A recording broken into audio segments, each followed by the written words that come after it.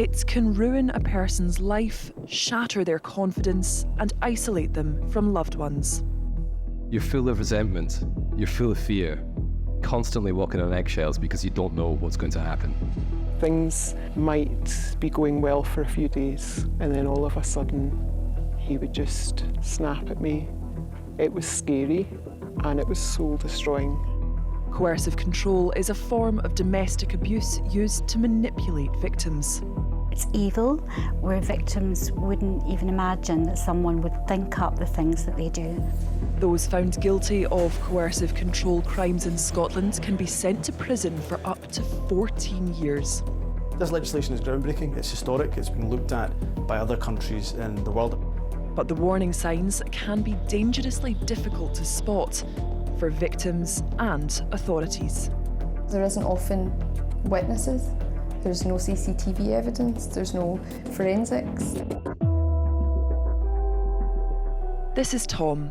That's not his real name, but he's terrified his former partner will recognise him. Their relationship started out like any other, but without Tom realising, it quickly became abusive.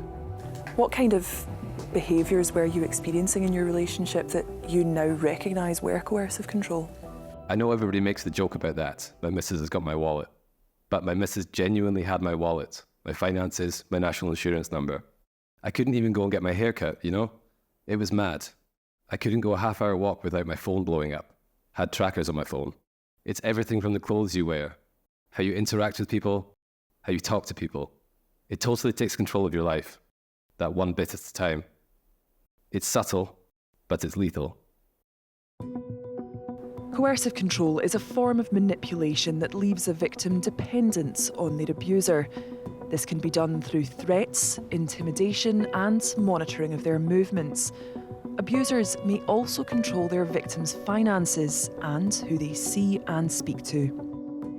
When you were in that situation, did you know what coercive control was? Did you ever think that you were in an abusive relationship? Never in a million years. To me, at that point, I thought an abusive relationship was either a man hitting a woman or a woman hitting a man, or murder, homicide, that kind of stuff. Tom felt so worn down by what he was going through that he couldn't see a way out. I then followed through with those suicidal thoughts. They won over me. Tom did try to take his own life, but thankfully he survived. It was then that he realised he needed help. You can have a very, very strong person who is independent and successful in every area of their life be broken down into something that's unrecognisable.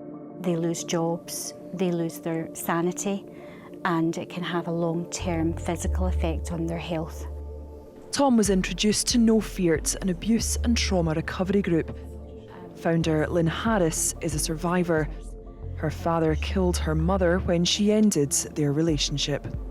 As they're abusing you, they blame you for causing them to do it. You know, it's very insidious, as we know, and that's where the challenge is just working very patiently with the victim and helping them get their head around it, really.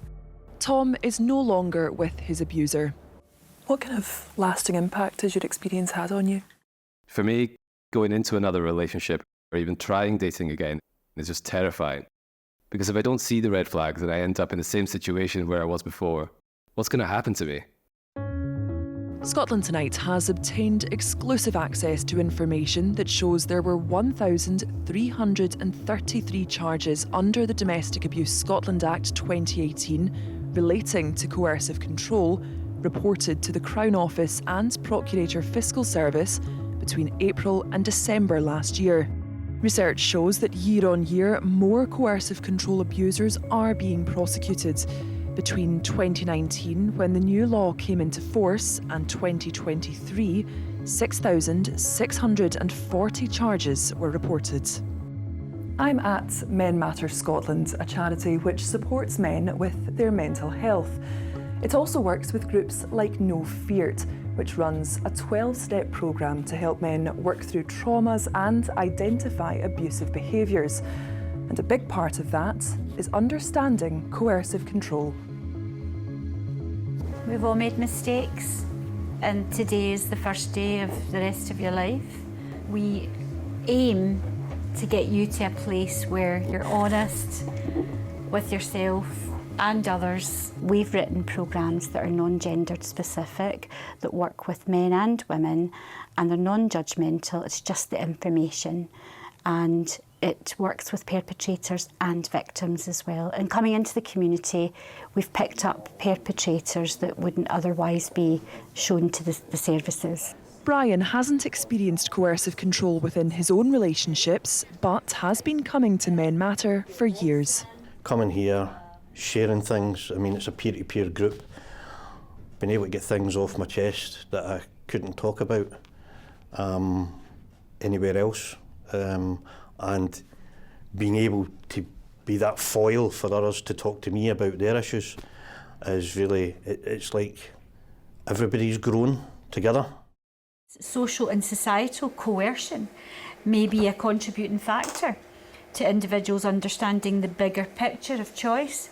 How important is that education, particularly in the context of coercive control? Do people know what it is? They don't. I could honestly say that every session I've done, and that's now gone into the thousands over the last 11, 12 years, people sit and say, no, I don't know what coercive control is. No matter what we've done, there's a road back through recovery. Yeah. And no matter what's happened to us, there's a road back through recovery that we're not defined by what other people did to us. David is one of the men who've come along to the No Fear sessions. They've helped him to spot the signs of coercive control. I remember you saying, oh gosh, I've now got a name for some of the stuff that I'm doing. Put my hands up to a lot of things that I thought I wasn't doing, and really that was a big part in it. You were replicating behaviours that you'd previously experienced? Yep, definitely. Yeah, it was hard to come to terms with that. How can I be a victim if I'm doing these things to people? I'm no victim. I can't admit to being a victim because I'm not, but in the end I did admit to being a victim. And in terms of recognising your behaviours to other people, dealing with that, how do you feel like your relationships have benefited? My relationships are brilliant. My relationships with my kids, my relationship with my partner is just phenomenal. Couldn't ask for a better relationship. Bethany recently left her marriage. She says it took a long time to accept that her ex-husband had subjected her to years of coercive control abuse. One of the things that he used to do was deprive me of sleep. That was really, really hard. And I can recall many, many instances where I was begging him to let me go to sleep. During the relationship and after she ended it, Bethany made several statements to the police. Throughout the course of your dealings with the police, did you feel as though there was an adequate understanding of what coercive control was?